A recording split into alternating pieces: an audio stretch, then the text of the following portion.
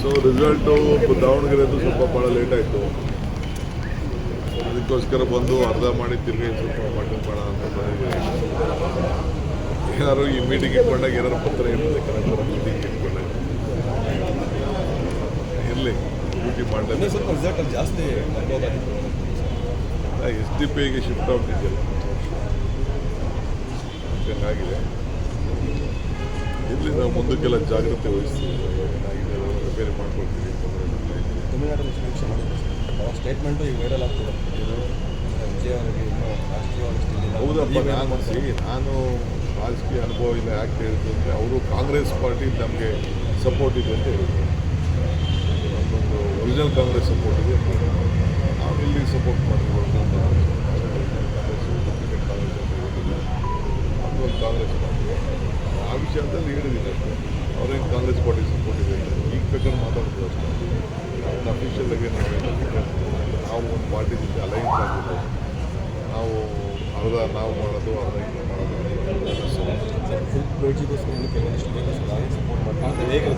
ಅದು ನಮ್ಮ ಪಾರ್ಟಿ ಏನು ತೀರ್ಮಾನ ಮಾಡ್ತಾರೆ ಹೈಕಮಾಂಡ್.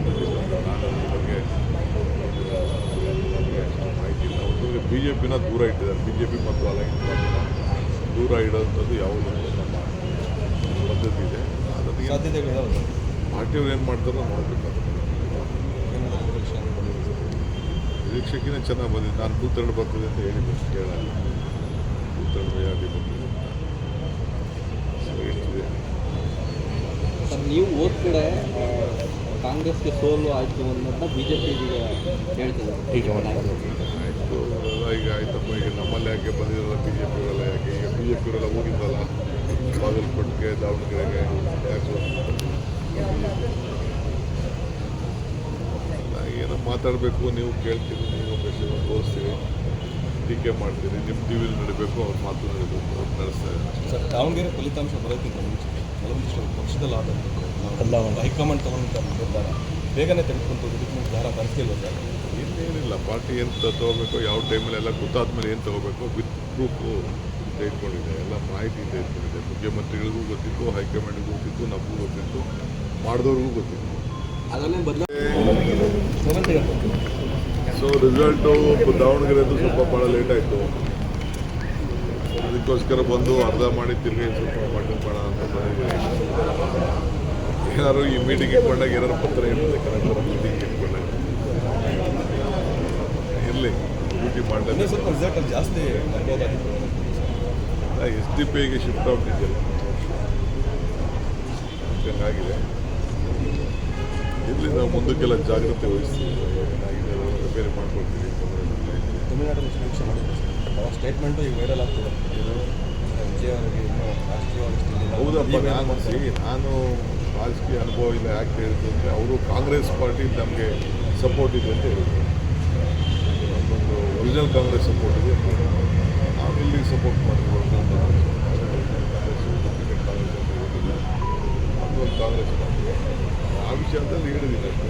ಅವ್ರೇನು ಕಾಂಗ್ರೆಸ್ ಪಾರ್ಟಿ ಸಪೋರ್ಟ್ ಇದೆ ಈಗ ಬೇಕಾದ್ರೆ ಮಾತಾಡ್ತೀವಿ ಅಷ್ಟೇ. ಅವ್ರನ್ನ ಅಫಿಷಿಯಲಾಗಿ ನಾವು ಒಂದು ಪಾರ್ಟಿ ಜೊತೆ ಅಲೈನ್ಸ್ ಆಗಿದ್ದು ನಾವು ನಾವು ಮಾಡೋದು ಅರ್ಧ ಇದು ಮಾಡೋದು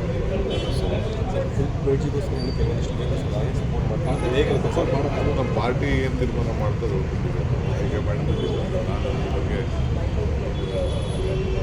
ಮಾಹಿತಿ ಇಲ್ಲ. ಒಟ್ಟು BJPನ ದೂರ ಇಟ್ಟಿದ್ದಾರೆ. BJP ಮತ್ತು ಅಲೈನ್ಸ್ ದೂರ ಇಡೋಂಥದ್ದು ಯಾವುದೋ ನಮ್ಮ ಪದ್ಧತಿ ಇದೆ. ಅದನ್ನು ಸಾಧ್ಯತೆಗಳು ಪಾರ್ಟಿಯವ್ರು ಏನು ಮಾಡ್ತಾರೋ ನೋಡಬೇಕಾದ್ರೆ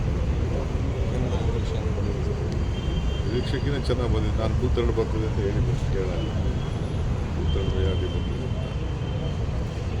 ಎಷ್ಟಿದೆ. ಸರ್, ನೀವು ಹೋದ ಕಡೆ ಕಾಂಗ್ರೆಸ್ಗೆ ಸೋಲು ಆಯಿತು ಅನ್ನೋದನ್ನ BJP ಈಗ ಹೇಳ್ತಿದ್ದಾರೆ.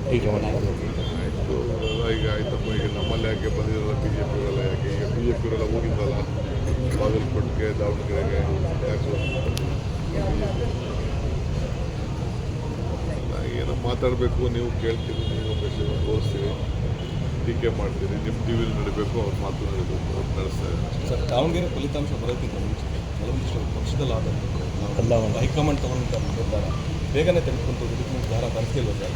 ಇನ್ನೇನಿಲ್ಲ, ಎಲ್ಲ ಪಾರ್ಟಿ ಏನು ತೊಗೋಬೇಕು ಯಾವ ಟೈಮಲ್ಲಿ ಎಲ್ಲ ಗೊತ್ತಾದ್ಮೇಲೆ ಏನು ತೊಗೋಬೇಕು ವಿತ್ ಪ್ರೂಫು ತೆಗೆದುಕೊಂಡಿದೆ, ಎಲ್ಲ ಮಾಹಿತಿ ತೆಗೆದುಕೊಂಡಿದೆ. ಮುಖ್ಯಮಂತ್ರಿಗಳಿಗೂ ಗೊತ್ತಿತ್ತು, ಹೈಕಮಾಂಡ್ಗೂ ಗೊತ್ತಿತ್ತು, ನಮಗೂ ಗೊತ್ತಿತ್ತು, ಮಾಡಿದವ್ರಿಗೂ ಗೊತ್ತಿತ್ತು. ಹೆಚ್ಚಿನ ವಿಡಿಯೋಗಳಿಗೆ ಪ್ರತಿಧ್ವನಿ ಯೂಟ್ಯೂಬ್ ಚಾನೆಲ್ ಸಬ್ಸ್ಕ್ರೈಬ್ ಮಾಡಿ, ಬೆಲ್ ಐಕಾನ್ ಕ್ಲಿಕ್ ಮಾಡಿ.